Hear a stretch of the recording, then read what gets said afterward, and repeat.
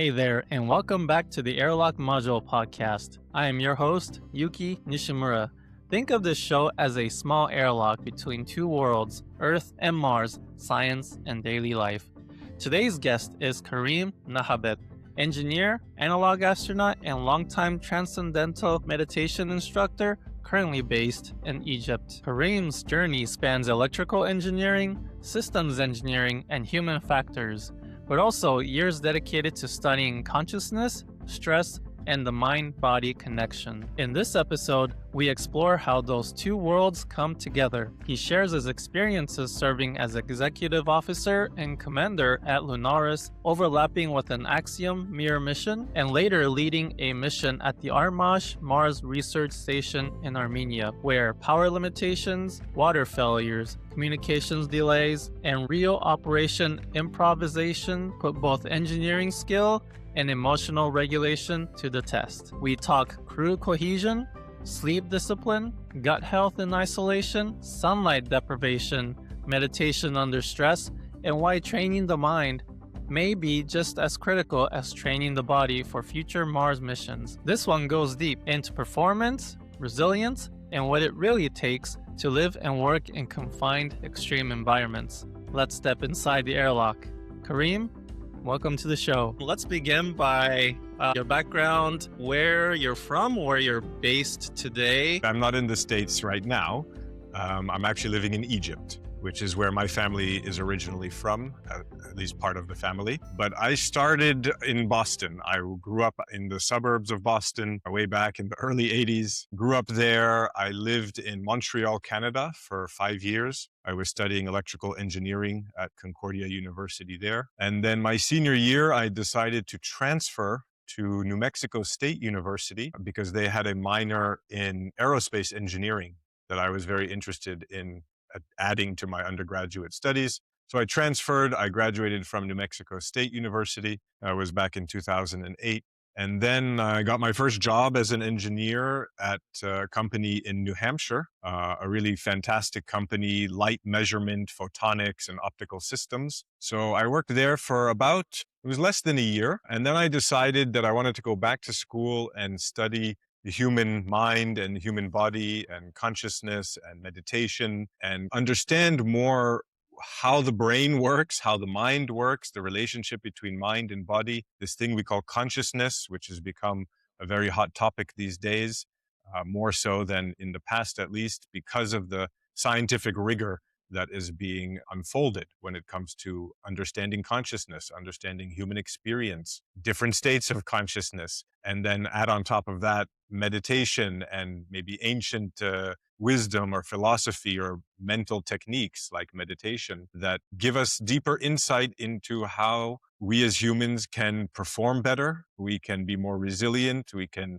be less stressed, basically, at the end of the day. Or maybe a better way to put it is be in a state of better response when stresses come, because stresses are always going to be coming our way.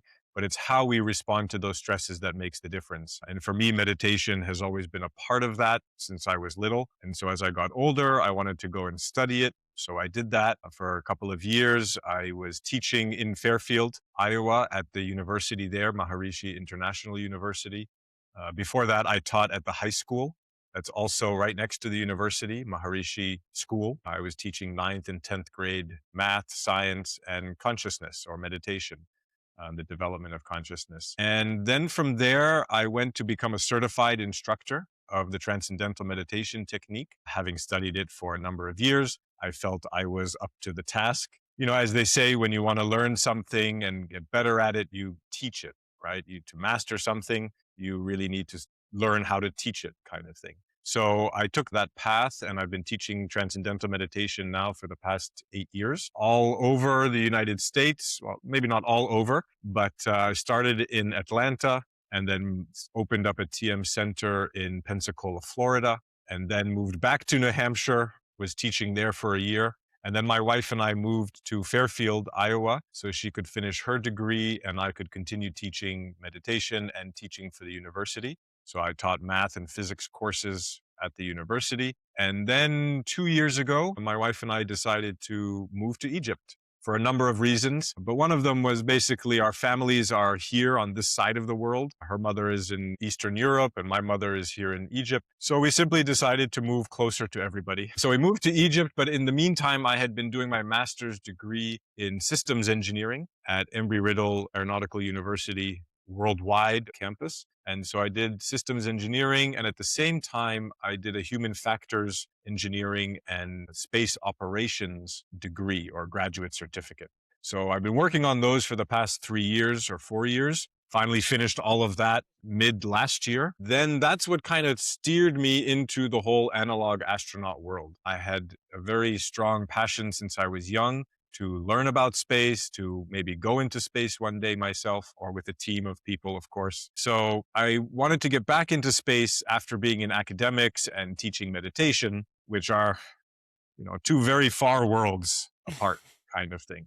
And when I first said to my family, I'm going to go study meditation and consciousness, they wanted to make sure something wasn't already loose up here. Engineering, aerospace, that is to me that's more applied science, tangible things. And on the other side is the meditation, theoretical science kind of thing. But you somehow are able to live in these two buckets cohesively. I think we all do. To a certain extent, as human beings, we have these kind of two natures. Traditionally, I might say in a philosophical sense, but now it's becoming more in a scientific sense, that human experience comes down to both objective experience, like you said, tangible information coming to us through our senses. Our senses process that information in the brain somewhere, and then we have an experience, right? We have that other side of life, which is what we call subjectivity, or a subjective, personal, individual. We might call it the ego. We might call it our awareness, or we might call it our consciousness. Mhm. So the idea is that I think in my experience, in my world life experience, in a short 40 some odd years, that we all live both sides of an objective reality, objective experience, and subjective reality or subjective experiences. And for me, I guess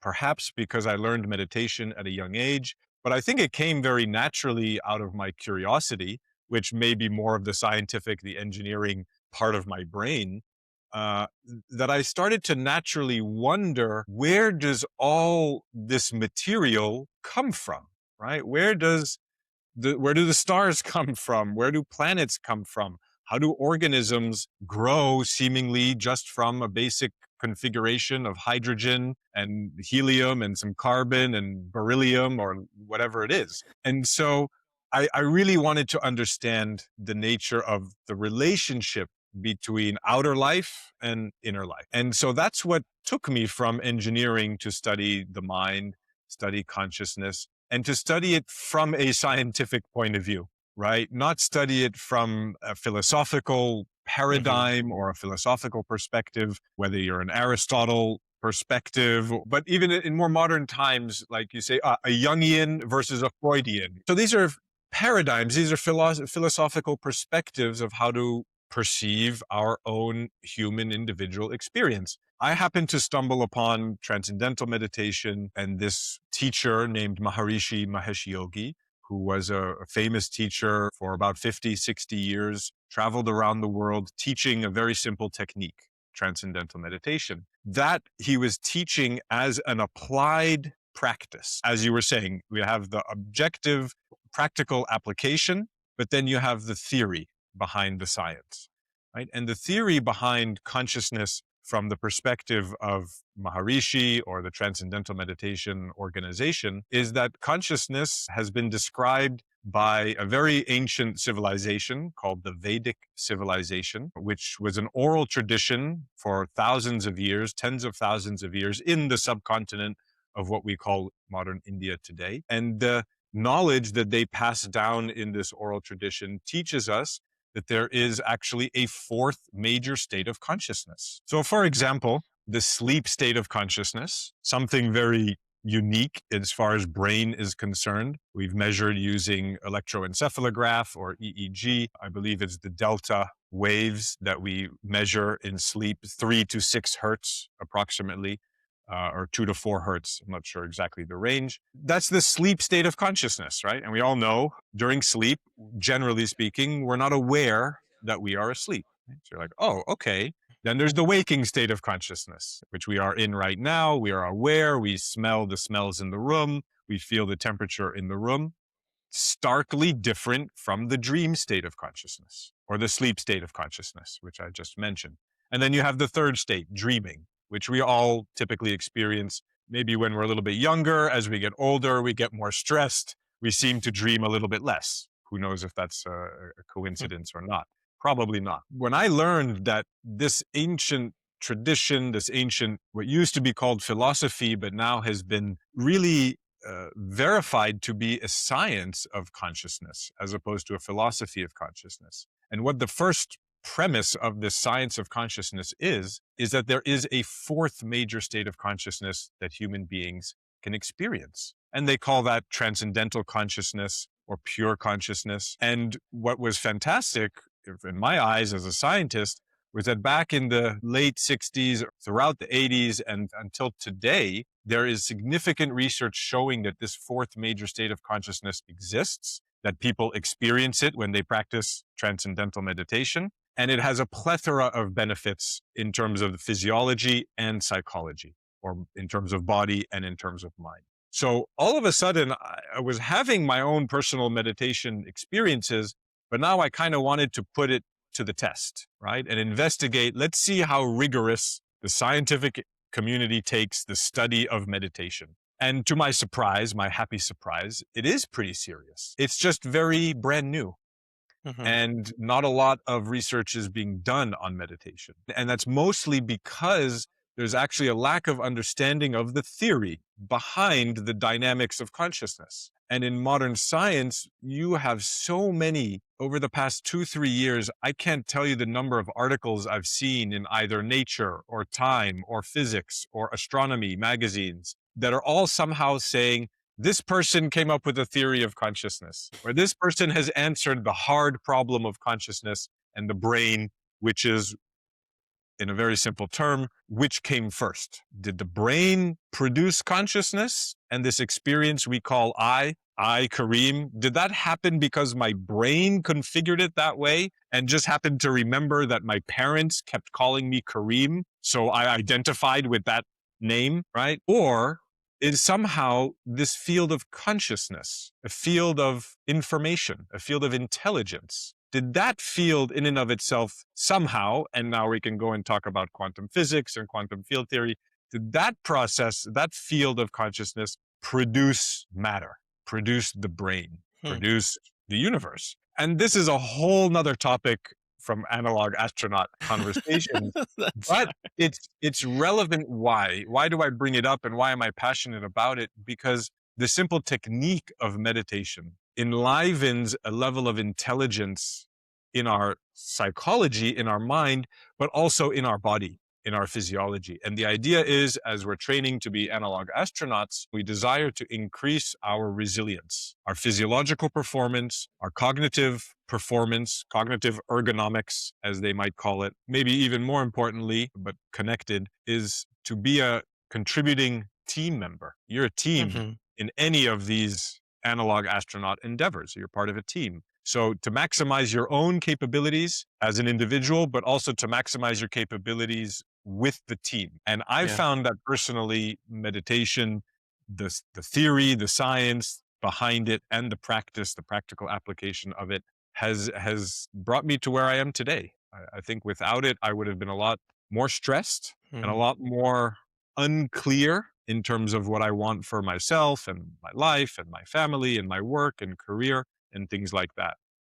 So, to tie it all together, the background of moving from engineering to meditation studies and teaching meditation, and now back to engineering has, in one sense, been very intentional, right? Because I always have loved engineering when I was working as an applications engineer. I was sad to have come away from it when I was younger. But the reason why is because I saw how stressed my colleagues were. Right? My engineering fellow colleagues, they were stressed. And I was meditating every day, and coming to work, working as a graduate. It's kind of funny. I was told my work hours are from 8 a.m. to 5 p.m., Monday through Friday, right? That's expected. But then, as I learned very quickly, they wanted me there at 7 a.m. and they wanted me to stay until 6 or 7 p.m. And then after a few weeks, can you come in on a Saturday? So, and that's just how it is in the business world, right? Like you get your foot in, then you got to start going at their pace. I think that's just a reality we all learn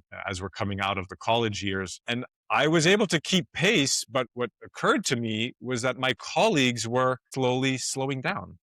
And I noticed that within 6 to 8 months, I noticed a difference. And I was having a conversation with my father one day, and I said to him, actually, what I really want is to help these engineers be happier.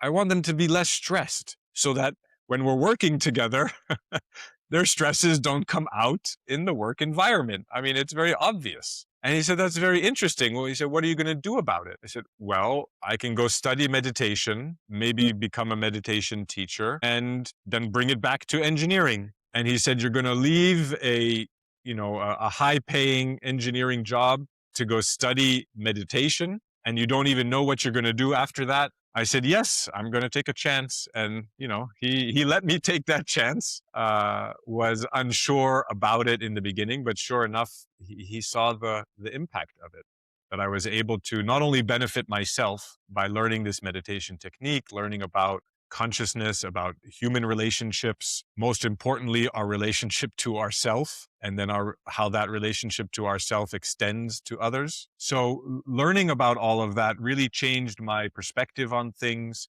made me want to be healthier, happier, and be able to share that in a community, in a work environment that I'm passionate about. And when I discovered the analog astronaut community 2 years ago, I said to myself, maybe here's a little opportunity to continue sharing what I've learned. So I transitioned from academics and go full throttle analog astronaut. And so last year I did 3 missions, LunAres, and one for the world's biggest analog. Is transcendental state, is that a state you can get to, or like how do you practice that meditation? Just like the waking, sleeping, and dream states of consciousness regularly alternate, right? You're awake for 16 hours, your body naturally falls asleep, right?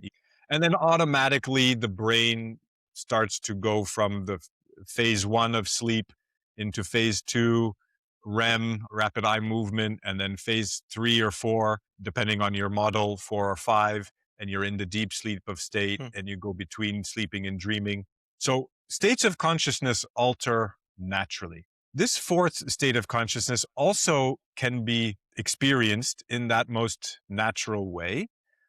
There's a technique we use, the Transcendental Meditation technique, to speed up the experience of that transcendental state of consciousness, but it is as naturally present in our system as waking, sleeping, and dreaming. Yeah. So not to think like we have to trick ourselves into this experience, or it's some sort of artificially or intellectually derived, like I'm thinking myself into the transcendental state or something like that. Not at all. The ancient science tells us that actually this transcendental field of consciousness pervades everything. It pervades our physiology, it pervades the planet, the moon, the stars, the whole universe. And so it's there. It's like a field of energy, a field of, we call it consciousness, or field of awareness. And the trick, and I'll use that word very carefully, is really in what we call a technique.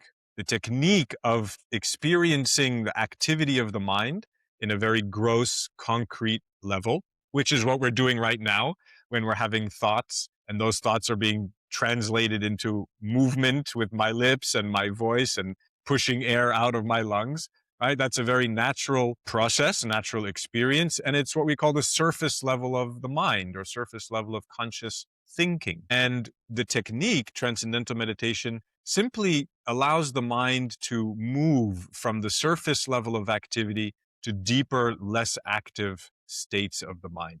And the way we can think about that is, normally our thoughts are on the surface, we say conscious thinking level, and I move from one thought to the next. So kind of like this horizontal motion. I'm hungry. I want pizza and chicken wings and Coca-Cola because it's the Super Bowl tonight. And that's what I have to eat on the Super Bowl.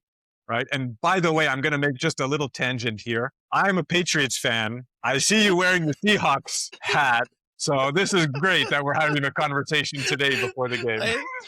I might lose half of my listeners. I live Okay. in Washington State, so everyone around me, including my extended family, are all Seahawk fans. Yeah, definitely. So you see, like that, we move just on the surface from one thought to the next, right? From one thing to the next.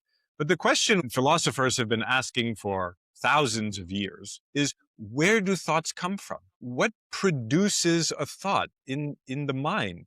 And then how does the thought go from some subtle vibration in my mind in this confined area we call our brain, all the processes that thought goes through to produce intelligible speech? This is an interesting phenomenon. It's the expansion of intelligence, of information, right? But we say, what started that? Where did that all come from? And this ancient tradition, the Vedic science or the Vedic perspective of this field of consciousness, is that it is found in layers. There are multiple layers to consciousness, to the experience.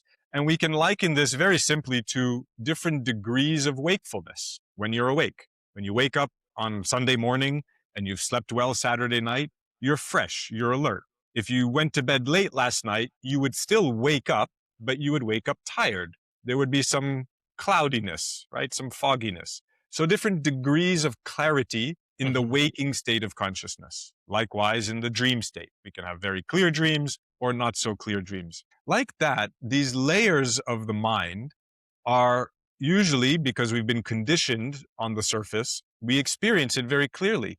But there's a subtler, less active state of the thought, a more refined impulse, if you will. And this, again, gets into the quantum mechanical and quantum field dynamics inside the brain. So we have the molecular level, we have the atomic level, which is where quantum mechanics will dominate. But then you have the quantum field level. We're talking on the order of 10 to the minus 16 centimeters or 10 to the minus 21 centimeters. This is an area of science that we cannot even measure. So some people would say, why are we even talking about it? We don't really know what's going on down there. We can produce all the theoretical, mathematical equations we want, and experiment is pretty far away. However, with big particle accelerators and very advanced scientific instrumentation, and I'm going to make the claim that the human being and the human brain is actually the most sophisticated scientific instrumentation. And the fact that we can use a technique that has been experienced by millions of people around the world who practice transcendental meditation, what do they experience? This natural phenomenon of the mind settling down. So right now I have the volume of a thought in my head, let's say at volume 10. And then you learn this technique, and what happens is the volume gets turned down, essentially. Your volume gets turned down, your mind gets quieter and quieter. And then what happens is the mind steps out of all activity and experiences silence, experiences a non-active state of awareness, a non-active state of the mind, a non-active state of consciousness. What does that mean? I'll give you two examples, two arguments. The first is the ability to run fast must be based on the ability to run slower than however fast you're going. And the ability to run slow must be based on the ability to walk. And the ability to walk must be based on the ability to stand in that stillness and stand in that balance. So running very fast or a high level of activity is based on non-active standing, non-active stillness.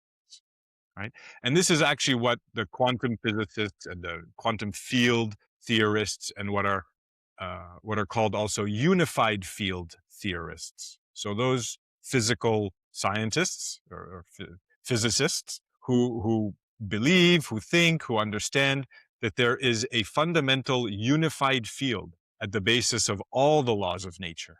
And this is what Einstein actually was talking about in terms of his theory of everything, a single unified field that is non-active in its nature, but within itself produces activity and that activity scales into a more macroscopic expression.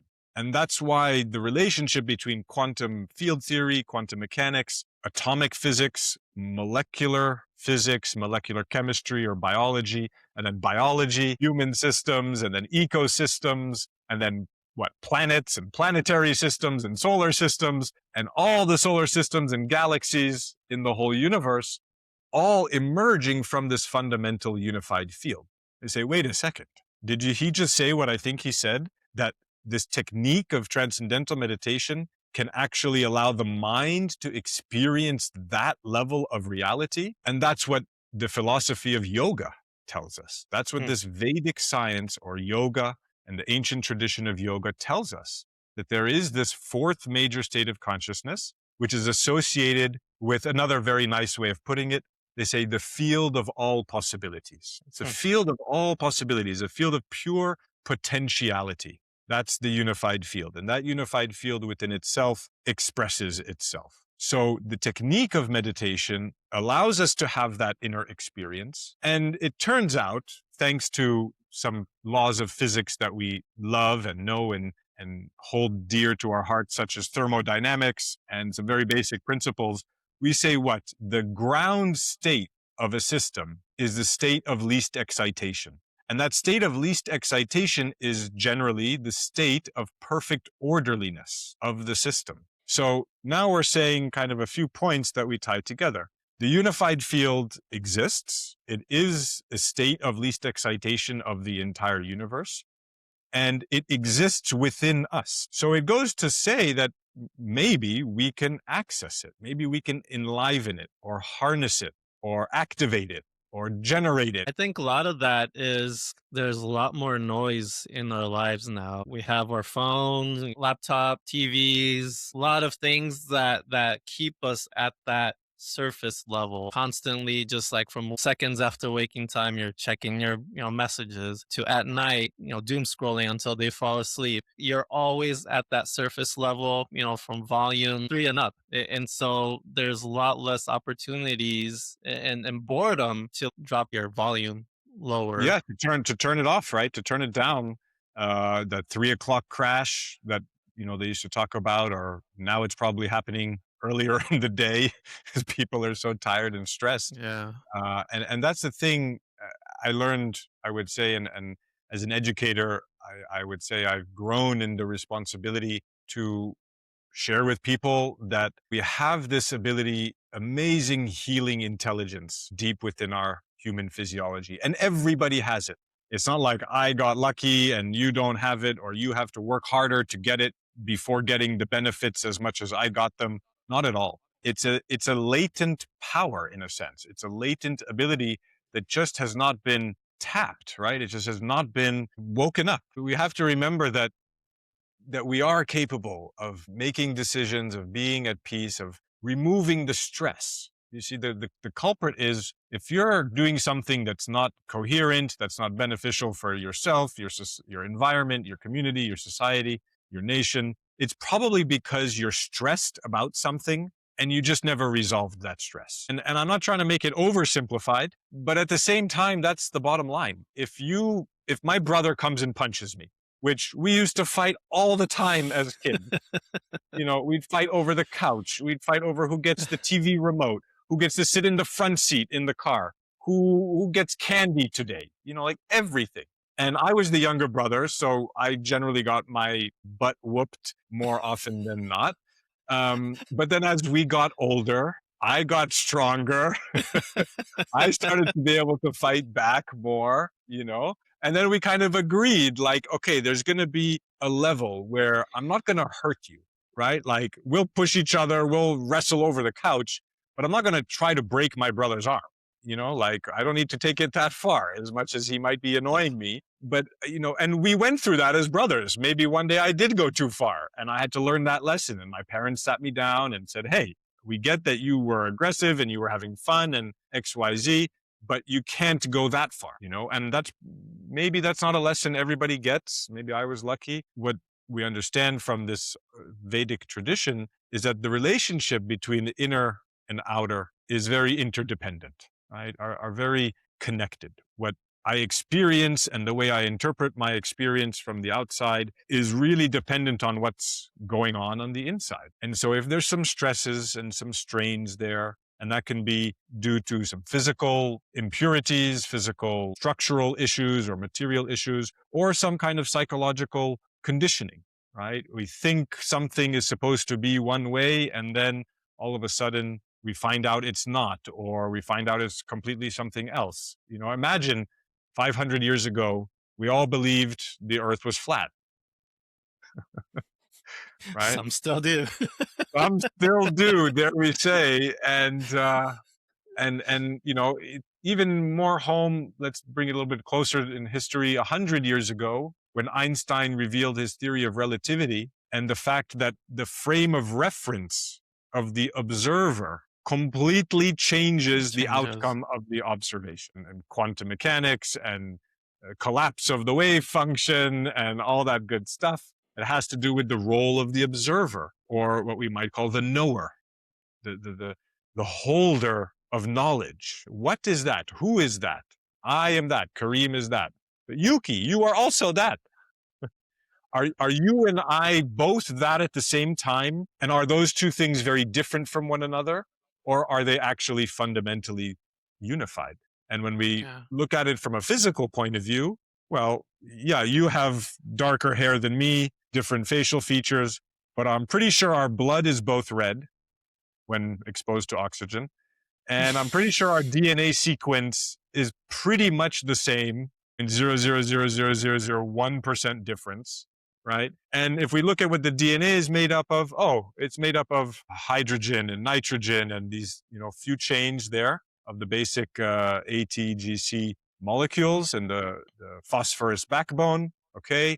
And then what is that made out of? Quantum fields. And quantum fields are a whole nother world. They're not this concrete bump into reality, bump into things reality. It's a much more blended reality where different fields, different energy levels coming together to interact and intersect.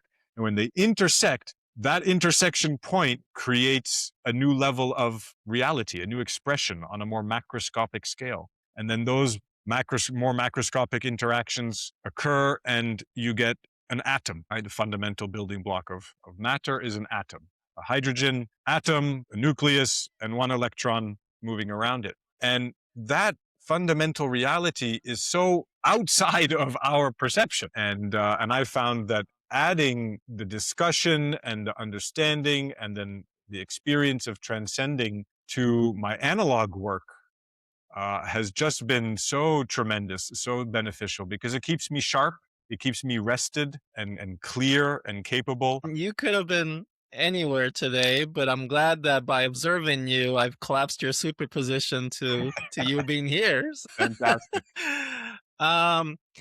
All right. So your first mission, which spanned somewhere between October to November of 2024 at LunAres, you were an executive officer. Tell me a little bit about that. How did you get connected? What organization did you go through to get on the mission? I discovered that there was an Egyptian space agency on LinkedIn. I said, this is amazing. Founded in 2019. It's a brand new space agency. I followed it on LinkedIn. And then I saw a post from somebody saying that he had just returned from an analog astronaut mission, and now he is the Egyptian Space Agency ambassador for LunAres. I said, what is this all about? Analog astronaut? Please, somebody explain. So I did my research, and I started looking up different analog habitats and what's going on around the world at different analog communities and missions and experimental research and things like that. And so when I saw that this gentleman had posted that he was an ambassador for LunAres at the Egyptian Space Agency, I sent him a little message on LinkedIn, not thinking anything of it. Just, hey, this is wonderful. Congratulations. I'm happy to see the Egyptian Space Agency growing. I just dropped a note that I also have a background in systems engineering and have a high passion for space. Maybe we can grab coffee if you're in Cairo one afternoon. A couple days later, or maybe even later that day, he messaged me back and said he would love to get together for coffee. So I think a few days later we met and he was telling me about his experience at LunAres. So we were having a wonderful conversation, talking about all kinds of things, engineering, meditation, background, career, trajectories, things like that. I asked him, what do you think? Would I like something like that? He's like, yeah, I think you would be a great candidate. So I said, okay, let me do a little bit more research. And basically, within a couple months, I applied to LunAres in Poland. And I wanted to be an analog astronaut. And we did a little interview with the directors at LunAres. Very wonderful people, expert scientists. And they said, come on a mission. I believe it started on Halloween on October 31st, 2024, and lasted 14 days in isolation. As you mentioned, I was the executive officer. We were 6 crew in total. So we had a commander, an XO, medical officer, an engineering officer, biolab officer, and a communications officer.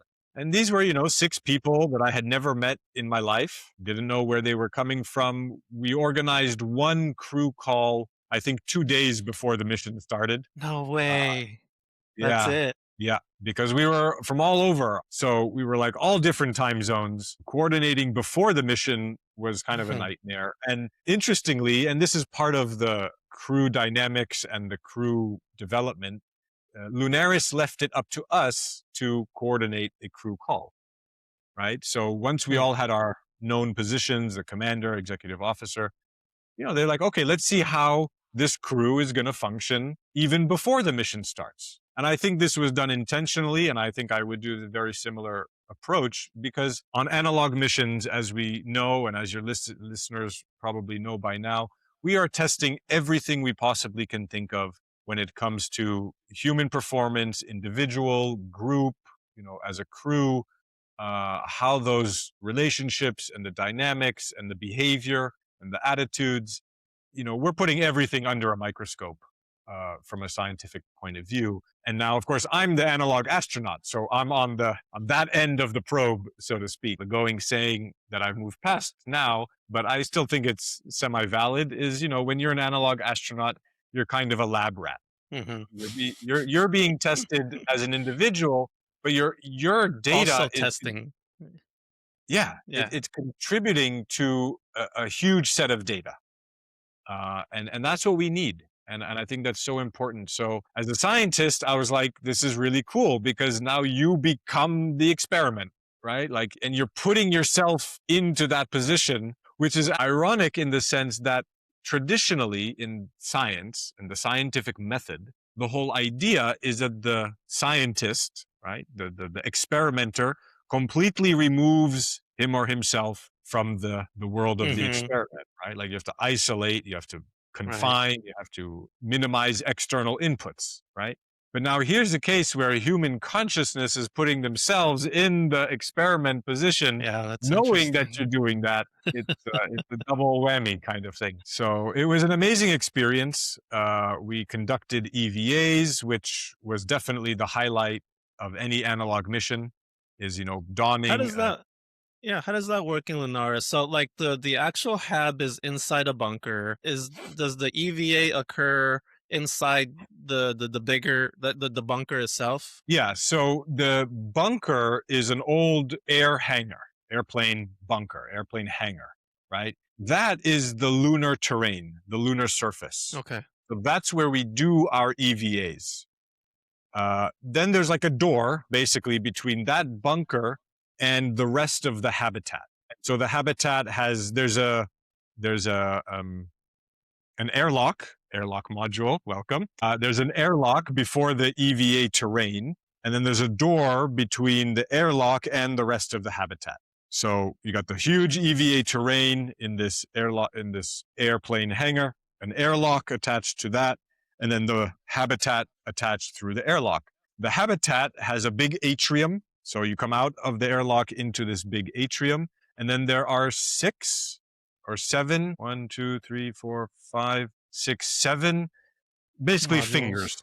Yeah, modules, little container, double wide or single wide type containers coming off of that atrium.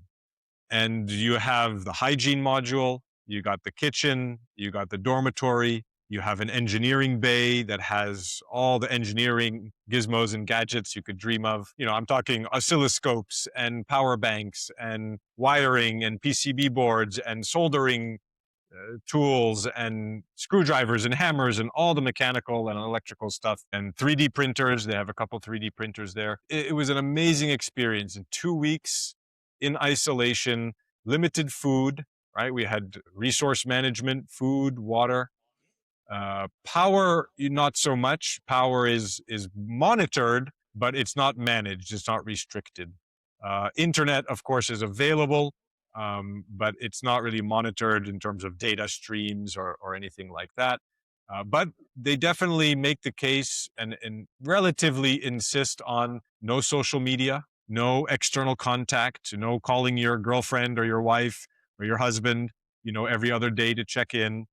Emails were okay. Was it a lunar mission or a Martian mission? It was a lunar mission, and we did not emphasize a time delay. We had a daily briefing with mission control that was audio only, so not even video. So the commander and the executive officer have a daily briefing with mission control.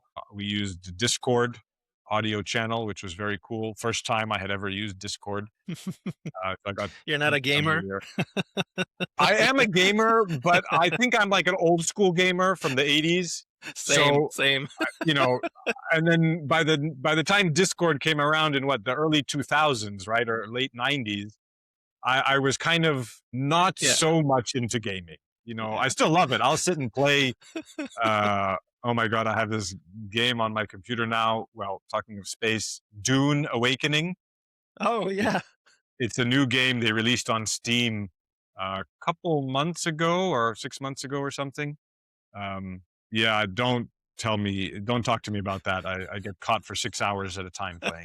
It's terrible. But so Discord we were using as the communication system for mission control. And it was really cool because they had, these different channels set up. So if there was an engineering bay issue, we would put that in the engineering bay channel. If there was a kitchen issue or a resource issue, we'd put that in the appropriate channel. So LunAres has been around for quite some time.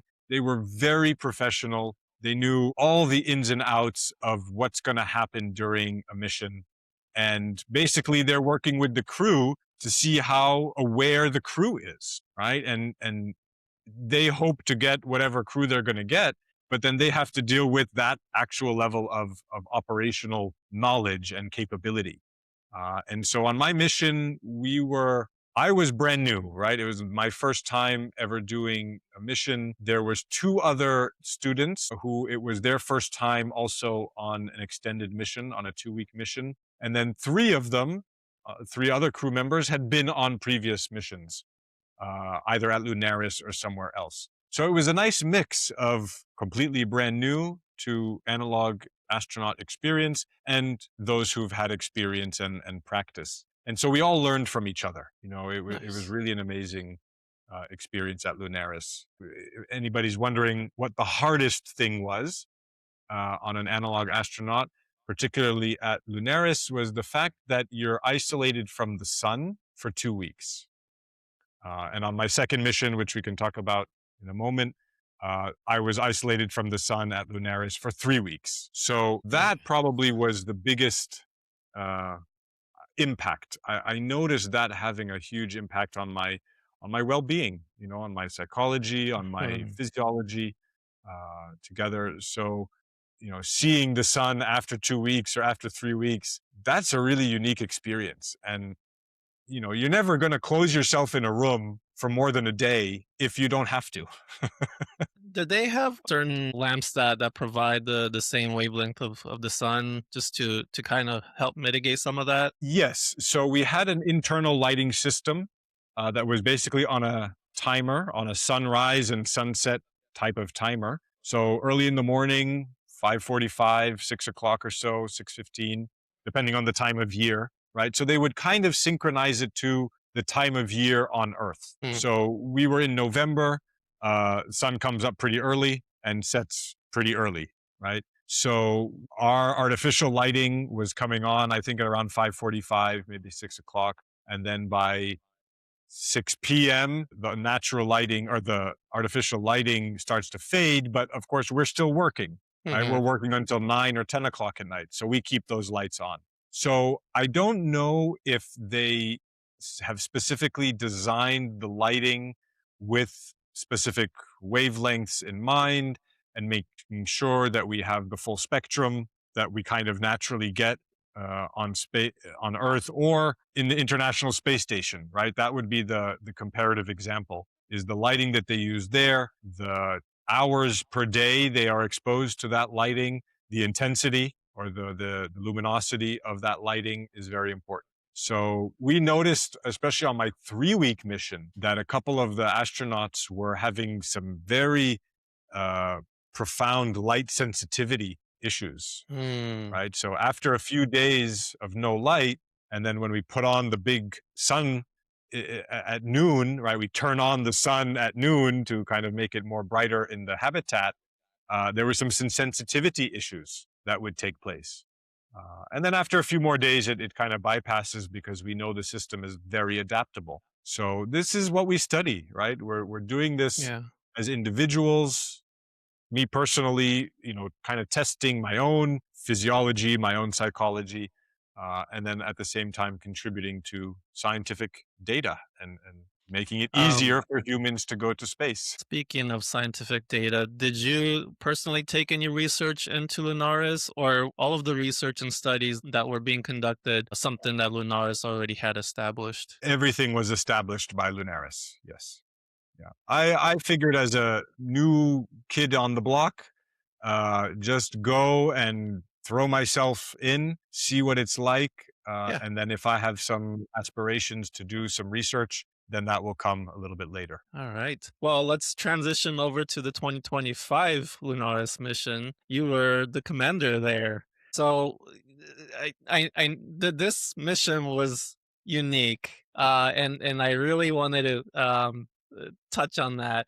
But before we get to the uniqueness, your like normal mission.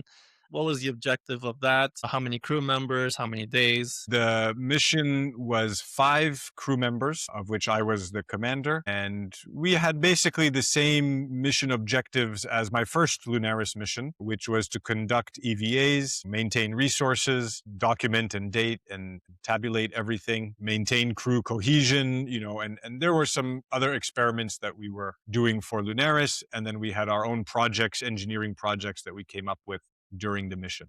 So that was the base Terra Nova crew. We were 5 crew members, again, all international from different parts of the world. I had never met any of these people before the mission. And then we did a couple of crew calls, I think one, maybe 10 days and a week before the mission started. So it was my first time, obviously, being commander. So kind of upping the level of responsibility.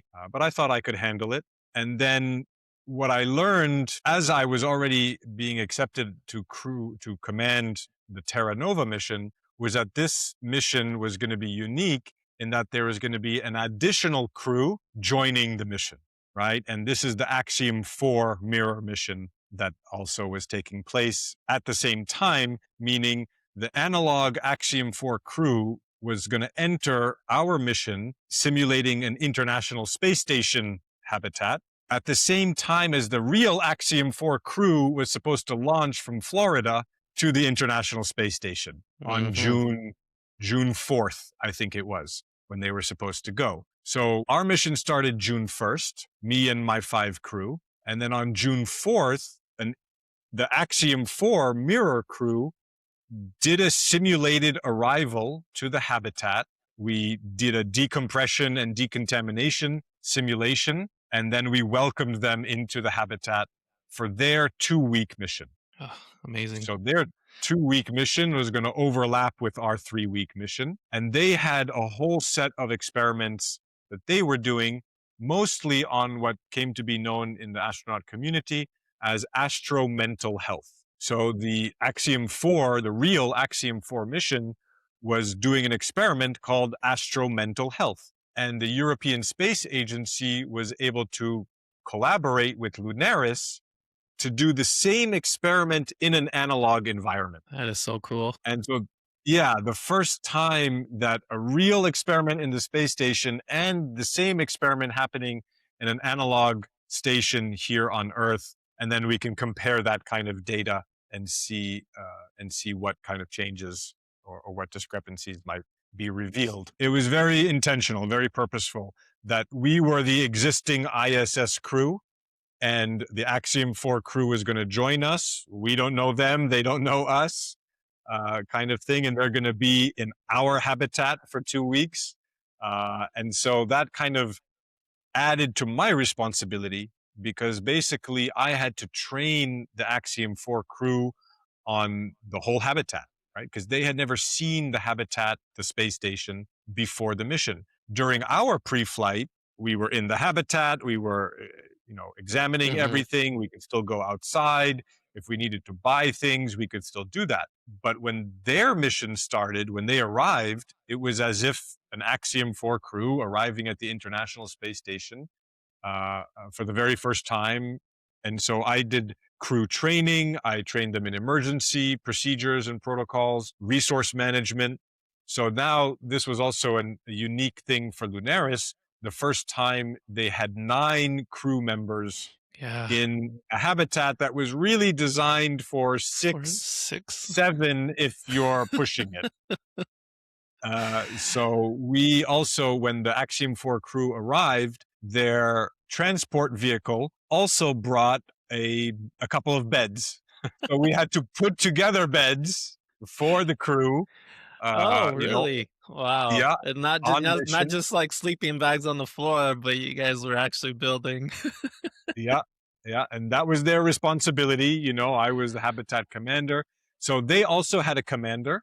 Her name was Martina. She's a super lovely young lady. If you ever get a chance to meet her. She's like the most famous analog astronaut, I think.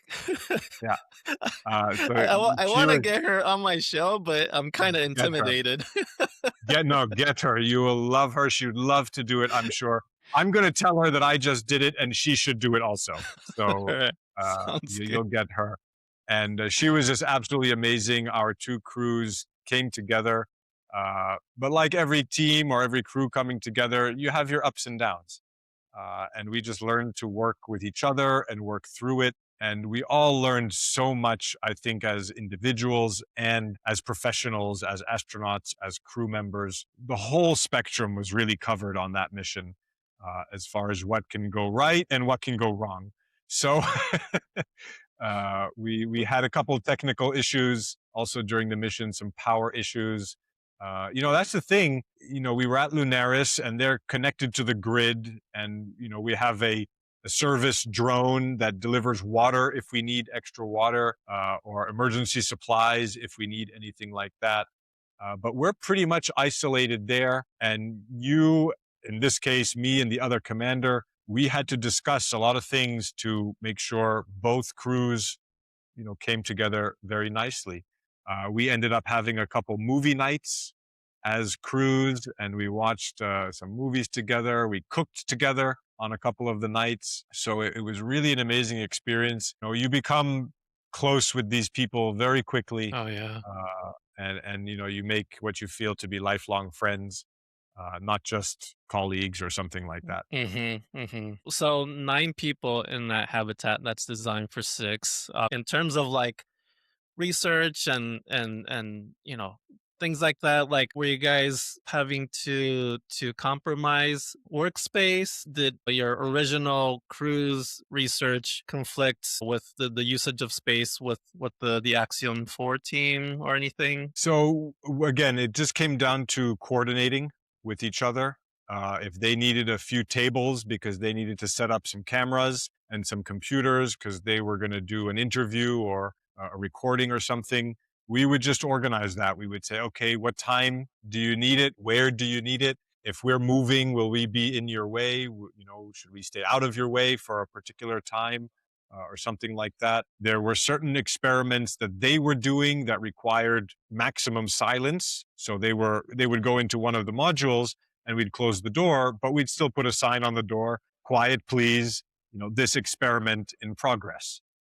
So we all just had to become that much more vigilant. As you say, situational awareness became a very important aspect of everybody's behavior. But we didn't really infringe on their experiments, and they did not infringe on ours. I think this is really thanks to the LunAres mission control team. They did wonders. They worked magic with our schedules. Because when I saw the schedules in the beginning, there's all this kind of overlap, and I would point out, but if they're doing this and we're doing that, it might not work. And say, oh, okay, good catch. And then they would, make an adjustment. Or something would happen on my end as commander, whether it was, who's going out on the EVA or the cleaning schedule and who's cleaning which module and things like that. So it was just a matter of communication. And fortunately, Martina was an excellent communicator. My crew, my executive officer was really tremendous. Pedroso, shout out to him. My whole crew actually was really amazing. You interviewed Hannah Yeah. Hartunian, Yeah. who is my Armenian sister, who I met on that mission. I had no idea. I knew that an Armenian girl was going to be there, but I had never met Hannah before. And why that's important to me is because my great-grandfather comes from Armenia. And so I have heritage with the Armenian people. And so when I met her, who is kind of the first Armenian analog astronaut, I said, I'm in good Literally the company. first. Yeah. First Armenian astronaut, Yeah. put it basically. And so she and I, we became like two peas in a pod right away. And the rest of the crew and the other Axiom 4 crew members, really amazing guys, intelligent, brilliant, artists, scientists alike, in terms of their thinking, just super nice people, considerate, and I think that's a quality that sometimes goes underrated, understated, especially in today's environment. Being considerate of somebody when you're in their presence, when you're living with them, when you're doing experiments or doing high intensity operations, consideration is everything when it comes to teamwork and success and achieving the goals. So we were able to successfully complete, I think, at least 5 or 6 experiments, mostly psychological and kind of resilience and experience-based experiments and forms that we were filling out basically every night. And then the other big thing for our mission are the EVAs. So we had the 5 EVAs planned, and Axiom 4 crew was really helpful. Like during the EVA, they would set up kind of on the outside of our EVA area, and they would take pictures. And if we needed an extra hand, they would help out, and then of course, when we came back from the EVA, they wanted to take more pictures. So all the EVAs turned into like a photo shoot, and it was a lot of fun. Yeah, that's good. And we had a day off in the middle of the mission, so Nice.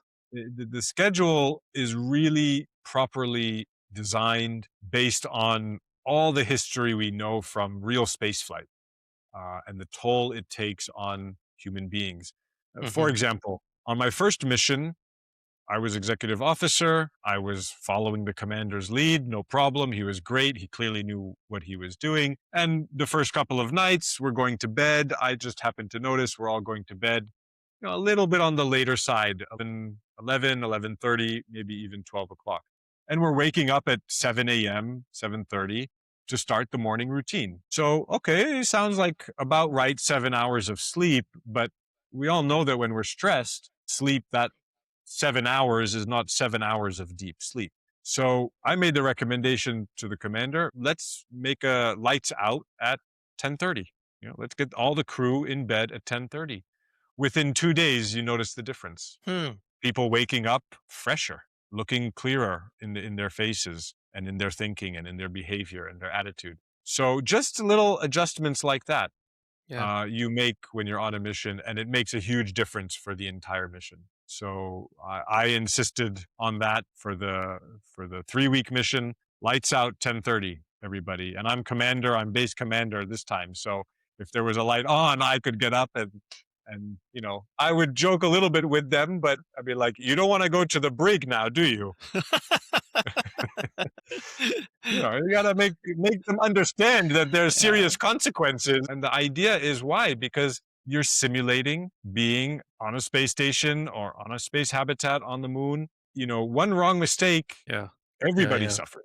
And so it's our job, I would say, as individuals, but then it falls on the particular role, commander, executive officer, medical officer, to kind of insist on certain realities that are space realities. And I, for one, for myself, don't want to take away from the experience of being on a space mission. Yeah.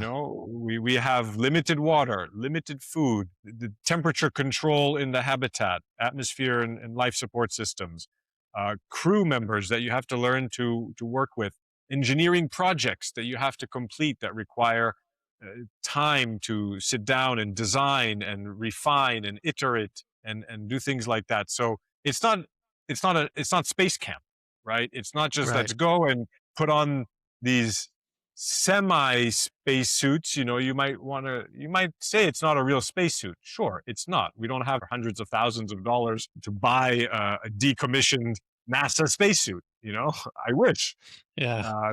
there was money for that in the analog community, and maybe one day there will be. But for now, we had an old fighter pilot flight suit.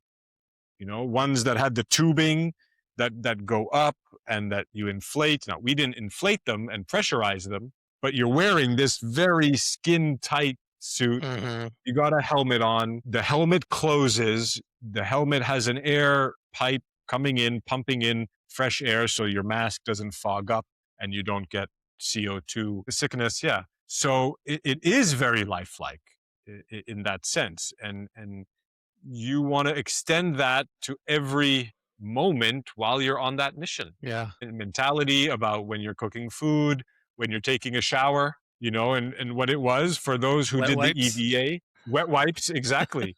You bring hundreds of wet wipes for a 2-week mission. That's just the reality of it. And if you're on EVA personnel, like if you went out and you were on the EVA and you came back and you're all sweaty, okay, you can have a 3-minute shower, but otherwise 1-minute shower, like that's how it works. Or turn it on 30 seconds, soap yourself up, turn it on another 30 seconds, unsoap, and you're done. Now we were fortunate. We had hot water. I don't think they get as hot water on the real International Space Station. So it's a little, a little funny. Yeah. I'm sure there were a lot of great times together. Have you had to bring the situation down, bring yourself down, help crew members bring, their state of noise, volume down? Yeah. Yeah. So it turns out in the first mission that it became relevant, it became pertinent for me to start talking about the development of consciousness, the connection, coordination between mind and body, stress, right? We're all experiencing stress. We all see that we're all experiencing stress. What can we do about it? That was kind of the approach that I took. So on that first mission, I wasn't able to teach the actual technique because that requires planning and preparation. And we were already in the middle of the mission. And as I mentioned before, I wasn't planning on bringing it because I wanted to come in. I've never been an analog astronaut. I want to see what this is all about before I add a layer to it. So I went in with that kind of innocent perspective. But then lo and behold, in the middle of the mission, stress levels, tension levels are rising. So it occurred to me, I think naturally as an educator, I said, okay, I need to sit everybody down and we need to have a conversation about stress, about the mind, about body, just to, even if anything, just relieve it from that surface level, like talk about things, get them out on the table. If you're having issues, let's hash it out. So we did that. And then they were so interested in what I had to say about consciousness and the mind and the body. And they were all like, but Karim, we want you to teach us the meditation. I'm like, I really would love to, but it will break protocol, right? I can't do it in the middle of the mission. That's just not proper.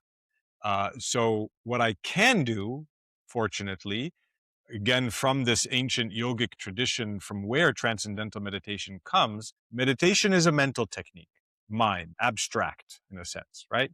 But there are also physical techniques. There are physical activities that we can do to sort of induce this fourth state of consciousness. Now, the disclaimer is the physical techniques work best when incorporated with the mental technique, because the mental technique immediately gets you there. Physical technique, if you don't have that experience, then it's a little bit more difficult for the body to get there on its own, right?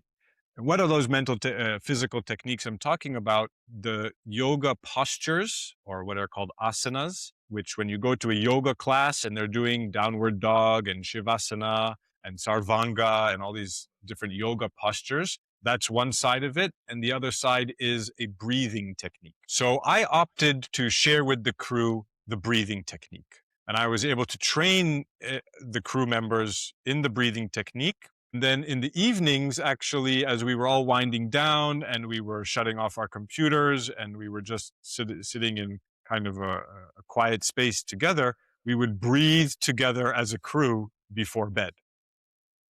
And then sometimes in the mornings, we would also do it during the crew briefing. So that seemed to create a kind of coherence in the group.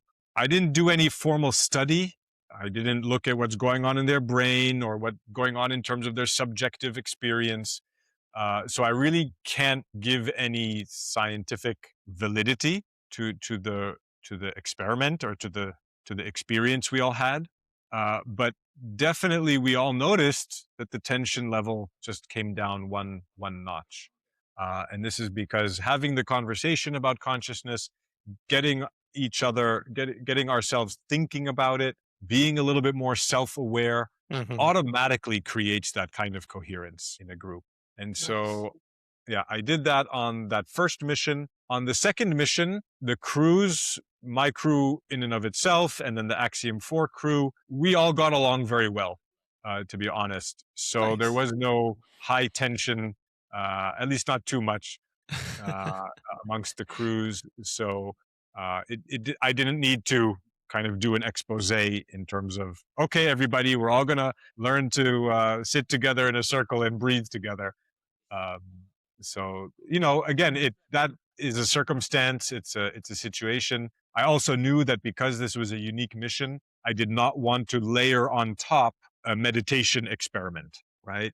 Because already so much was going on with the Axiom 4 crew. So then I was like, okay, the next mission, whenever that might be, I will do an experiment on meditation. And this brings me to the third mission. If we want to move on to that, is that okay? It's one place I'm not aware of, and so I'm very excited to learn more about Armash. Yeah.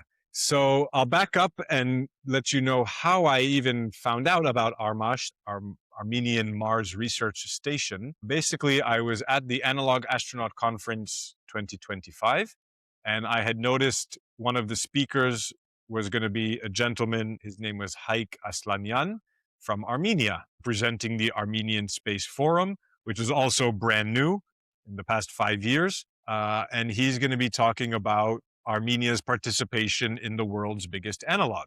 I said, I don't know anything about the world's biggest analog. I'm not even sure. From what I understood, it was too late for me to apply and to be a part of it by earlier spring 2025. So I was not even thinking about it. I met Haik. He and I and his friend hit it off. We became very good friends. We were talking about our backgrounds, my family history, my current career trajectory, his history, his career trajectory, and growing the space economy and the space industry in Armenia. And he said to me, are you going on the WBA? And I said to him, no, I think all the habitats are full. And, I would love to, but I can't, or, there's no space available. He said, no, you'll come to Armenia. You will be the crew commander and you'll be the mission director. I said to him, what? Wait. Can you say that again? Say it slowly. I want to make sure I heard this properly. Don't tease me. And he's like, yeah, come. You can be the mission director. You can plan how we're going to run the mission. And you'll also be crew commander. So all of a sudden, this was last May, and I was going on my LunAres mission at the end of May. June, and then WBA starts in October of 2025. So I was like, okay, this is going to be rapid fire preparation That's for very quick. WBA. Because they had already been having directors meetings and crew selection had basically already been done for all the habitats. And so I come in and find out that Armenian Space Forum is just getting started as a habitat. It's their very first mission that they run on their own because the Austrian Space Forum had come to Armenia to run the Amity 24 mission. But they brought all their stuff and the crew, and then they took everything and left, in a sense. So the habitat, the infrastructure was still there in Armenia, but it didn't have any analog astronaut life support systems, engineering systems, 3D printers. It had fridges, it had a cooking system, okay.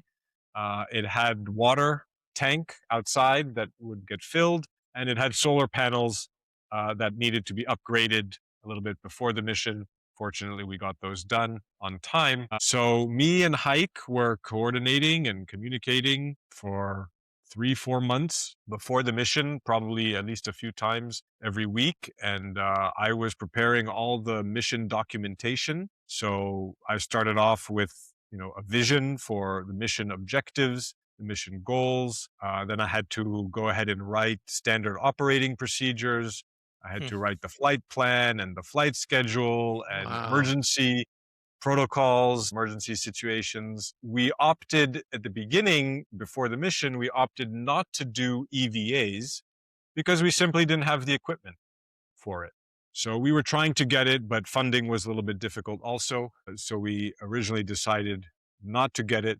But then when I got to Armenia and saw that I could kind of buy a few things from a local hardware store that would at least enable us to simulate partially an EVA. So we were able to acquire basically a medical mask that has an air filter and an air pump that's attached to it. So you can put on a mask. It has a hose coming. You turn it on. The air is being pumped into your mask. So a little bit of a simulation there. And then we had some other gear, gloves and boots and things like that. So Hike invited me. I did all the planning, mission documentation. I did the crew selection. And then we were becoming more familiar with all the WBA experiments that were being done. And then I became familiar with Armenian Space Forum experiments that were being done locally by the National Academy of Sciences in Armenia. And then I said to myself, well, this is the perfect opportunity to do a meditation study. So I set up the study. I wrote up all the preliminary documentation, preparation, procedures, data forms, data tables, analysis forms, and things like that. And I talked to the crew members, and I talked to Hike, and I talked to our mission controller. And I said, look, I'm going to do this meditation experiment. I'm going to collect some physiological data, some psychological data, and we're going to be a pioneer, mission for meditation science on an analog astronaut mission. So this was really exciting to me. I'm very grateful to my crew members. I did not force them to learn. Of course not. They had the opportunity to opt out if they wanted to. But I had conversations with both of them. I had met one crew member I had met at the AAC the year before, and he and I had already started talking about meditation. Nice. And the other crew member I had known, he and I had already started talking about meditation also. So there was a natural interest from their side to try something new, see if it works, see if they like it. If they don't, okay, you can throw it out the window. If you do like it, it goes in your back pocket. It goes with you everywhere. You can meditate anytime. I was really grateful to them and their kind of choice to learn this technique, learn about the science, the theory behind the technique, what meditation is, how it works, what happens during meditation, so that we can understand our experiences. Because the idea is, and this is all coming from the same yogic tradition, is that once you learn the technique from a teacher, from a proper teacher, you shouldn't need to go back to that teacher and say it's broken or it doesn't work anymore or I need help. Of course you can, right? The idea is you can always go back to the teacher, always available to the crew members if they want to talk about their meditation. But the idea is once you learn it properly and formally, you have all the knowledge, all the tools that you need to continue meditating successfully. So that was part of the experiment, basically testing, can it be taught in an isolated, confined, and extreme environment while on an analog astronaut mission? Can it be maintained, i.e., can the crew continue to practice twice a day for the 14-day or 12-day mission? We ended up doing 12 days. And then can we measure significant physiological changes that correlate to improved physiological functioning, maintaining homeostasis, homeostatic regulation? And are there improvements in their psychology, in their behavior, as self-perceived, but also as a team, right? Mhm. Their perception of the team coherence or the group cohesion. So all of those things I kind of set up to look at. Can I teach it in this environment when we're already stressed, right? Because the mission had already started. And okay, guys, they knew in the flight schedule on day 2, you're going to learn the technique. And on day 3 and day 4, we're going to have continuing lessons, and then we're going to continue meditating throughout the mission. So all of that was set up. I was gonna ask if you're gonna write a paper on it. I'm putting all the data into, a single document, finalizing the introduction part, right? Because it's framing the research and setting up what is my goal and what is the background of meditation research here on Earth, let alone in space, and why am I doing this, and my background and the scientific rigor. And of course, I know the immediate argument, or somebody will make the claim, but you only taught 2 people, so the sample size is small. And I understand that, and I respect that and accept that. At the same time, I'll say, did you know that in major studies in New York or in Washington or wherever in a major university, sample size of 5 or 7 or 10 is sometimes acceptable? So I'll start with 2. Thank you very much. And the idea is to grow it, obviously, and to do more experiments, maybe at LunAres or at other analog stations, MDRS or something, where we get more crew members for either a 1 week, 2 week, or longer mission, where I can simply collect more data. I can tell you the prediction was that there will be improvements in the physiological markers that were measured, which were primarily heart rate or pulse, SpO2, the oxygen saturation. Okay. So at Walgreens, you can go and buy these little SpO2 finger 3M sensors, basically, and it has a little digital screen, and it'll tell you your pulse rate and your SpO2. So I had brought it with me from Egypt. I was able to measure heart rate and SpO2 from a physiological point of view. I was also monitoring sleep. So how long the astronauts were sleeping every night. And that was based on what time they went to bed, perceived time that they fell asleep, if they woke up in the middle of the night, what time they woke up in the morning, and then measuring daily activity, how they feel during the day in terms of their activity, if they're tired, if they're energetic through the activity, and trying to draw some correlations to adding the meditation to their daily practice, to their daily routine. So I'm very happy with the experiment. As far as I'm concerned, I think I'll be publishing the data on my website, and I'll post it on LinkedIn. I'll try to get it published in some real journals. I don't know how that's going to go over, to be honest. There I've is a never. new analog journal that just, opened up like a year or so ago that you can probably look into. Yeah, that was my first go-to be honest. Yeah, Okay. the AARJ research journal. So yeah, I think like any young scientist, I still consider myself relatively young. Just trying to pave a way for this research to be done, to share information about an ancient meditation, ancient technology, ancient wisdom, all these fancy words. It's just information, it's knowledge, it's learning about how we function as humans, and different people obviously function differently. And we want to create an environment, especially on a space mission, where all those differences can be optimized to function together in a coherent way. Like I said, even as we grow in our understanding of consciousness and these terms that people use, enlightenment or higher states of consciousness, what that really means is just increasing coherence, increasing harmony in ourselves, mind and body, and my thinking, and then my projection into speech and action and behavior, and then the relationships that those actions foster or Hmm. support or don't support. If I come over there or hit you or say something not nice about Yuki, you're going to not be happy with me. And then that bug is going to be there all the time. That rub was going to be there. But if I come and say, Yuki's a nice guy and he's very curious and he has a curious nature and he wants to learn more and share and expand people's awareness about space and analog astronaut missions, yeah, I think that's a good thing. That increases the coherence, right? That increases the friendliness. And I think as we venture out into space, which is becoming more and more stressful, we need to remain friendly. We need to remain happy people. And I found that this particular technique uh, delivers that basically in a very, as we like to say, low cost, low power, low budget reality. It's something any analog astronaut or anybody really. I've taught doctors, lawyers, engineers, scientists, and the most stressed out people. So adding a meditation or a breathing technique or something, daily exercise, goes a long way in our resilience, in our long-term vigilance as human beings. And I think that's important. And I think it's worth talking about. Yeah, definitely. I think, yeah, the Armash Mars mission, I'll try to summarize it in a couple of minutes. The mission was amazing. We landed in Armenia, my very first time there. I actually was on Armenian public TV. They were interviewing me and Hike about the mission.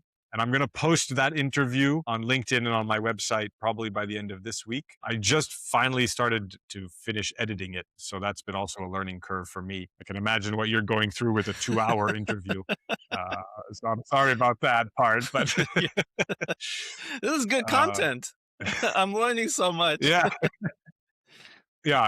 I was invited on this live TV chat about the Armenian Space Forum and participation in the world's biggest analog. Talked a little bit about meditation on that too, and then mission started. We were in the habitat. Now, as I've alluded to, the habitat was not fully prepared before the mission started. So I'll just share with the audience what I shared with my crew, which was, okay, crew, imagine that you are being selected to go to Mars on a very unique mission because we're sending you to a habitat that has been abandoned. We don't know the status of the habitat. We don't know if there's power. We don't know if there's water.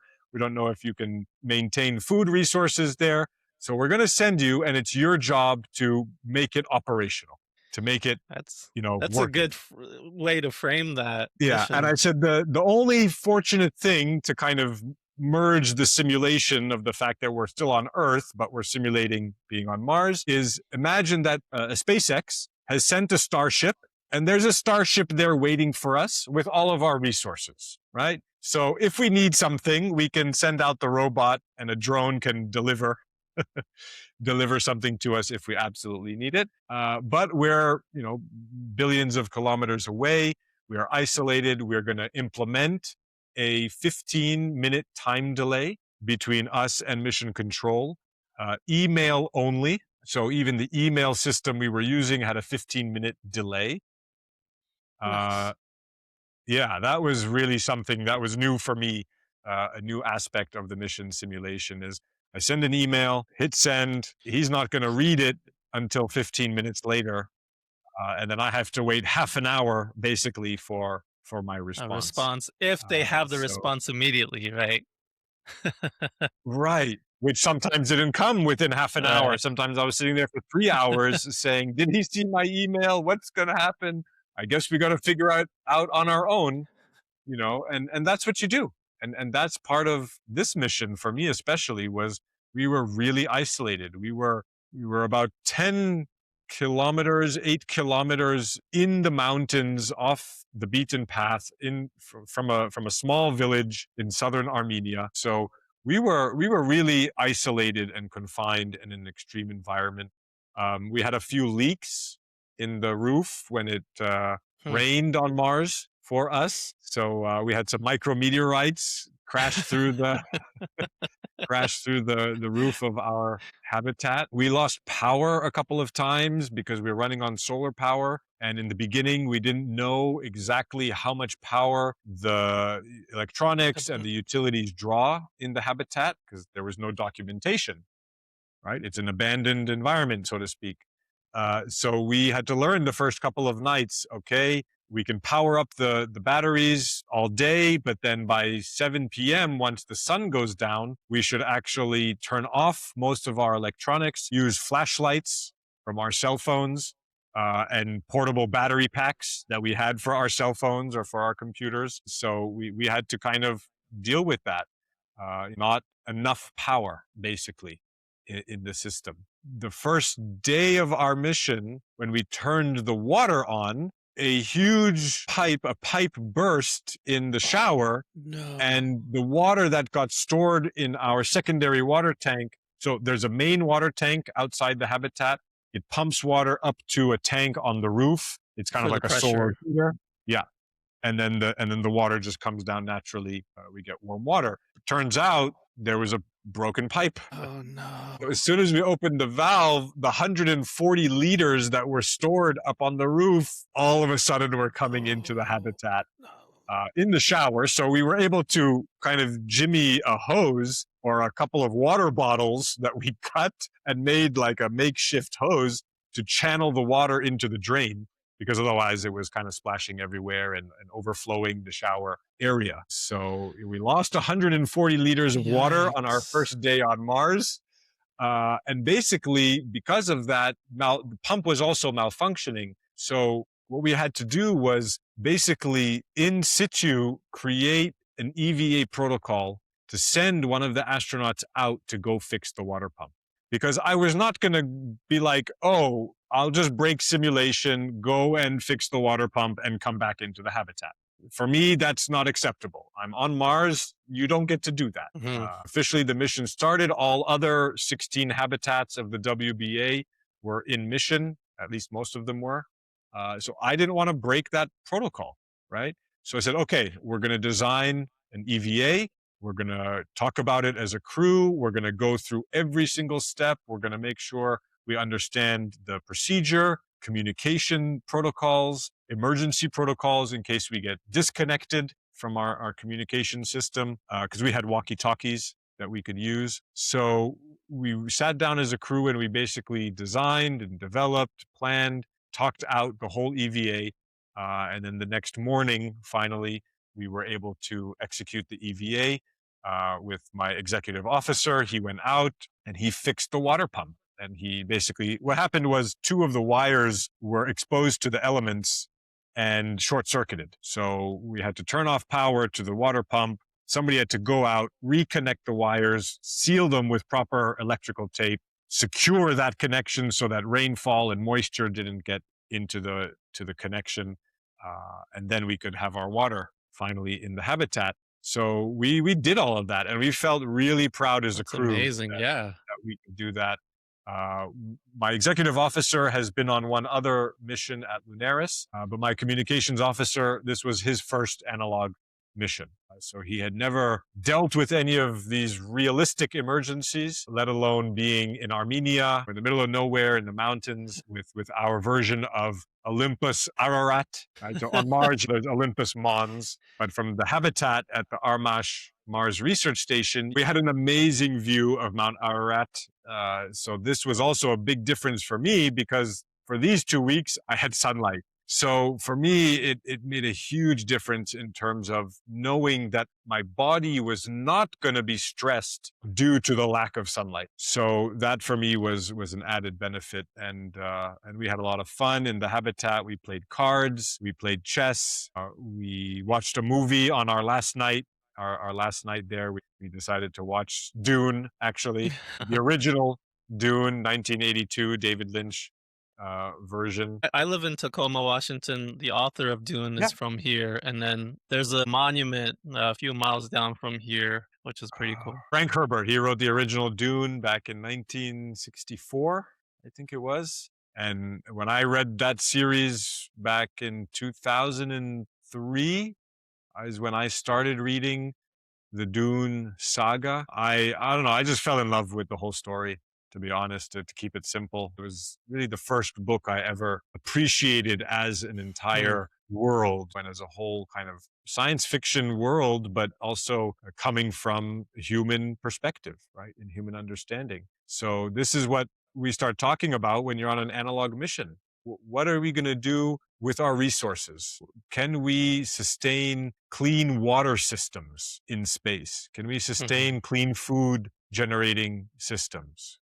Hygiene, our human organisms, is the human body going to be affected in ways that we've yet to explore simply because we haven't tested? No one has Right. lived on the moon for more than a few days or ever, yeah, right? What's the longest stay in the International Space Station? Over a year. Or Yeah, just. definitely over a year. Oh, we could look it up, I'm sure, very quickly.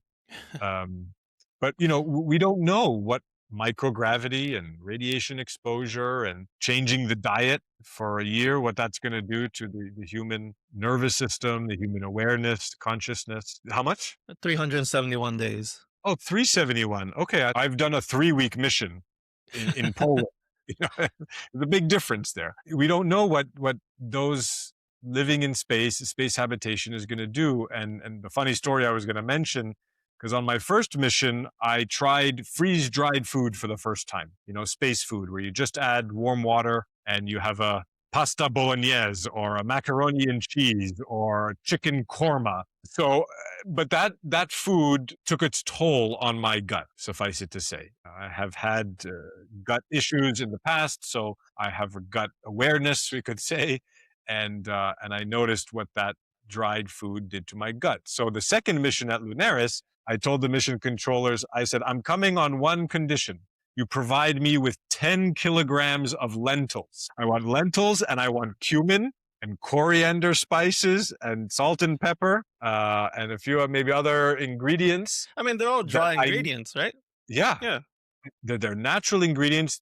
We can bring lentils to space, no problem. And I'll tell you, on that second mission, it made a big difference for me and the rest of the crew. Because imagine the rest of the crew is getting properly cooked protein, lentils or chicken with good spices, with spices that remind them of Earth, that give you an Earth-like flavor. Those are the kinds of things you start to miss very quickly when you're in isolation. And so similarly, when we were on the WBA in Armenia, we went shopping the day before the mission started, and we got lentils, and we got beans, and we got a few fresh vegetables that would last just the first couple of days. And then we got a few dried vegetables like potatoes, beets, cabbage, carrots. Those kinds of things can stay on the shelf for about 10 days or 2 weeks. So, I Yeah. understand that there has to be a I mean, huge SpaceX conversation. is sending ice cream, like actual cold ice Yeah. cream, into space with their resupply. Well, and I think because what's happening is scientists and researchers, especially at the NASA HRP, Human Research Program,